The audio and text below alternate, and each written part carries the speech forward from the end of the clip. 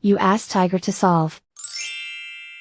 This deals with linear equations with one unknown.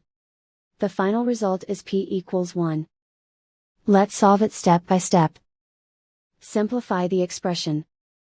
Combine like terms. Group all constants on the right side of the equation. Subtract 2 from both sides. Simplify the arithmetic.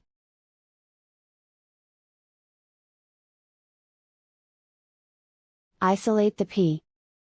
Divide both sides by 39. Simplify the fraction.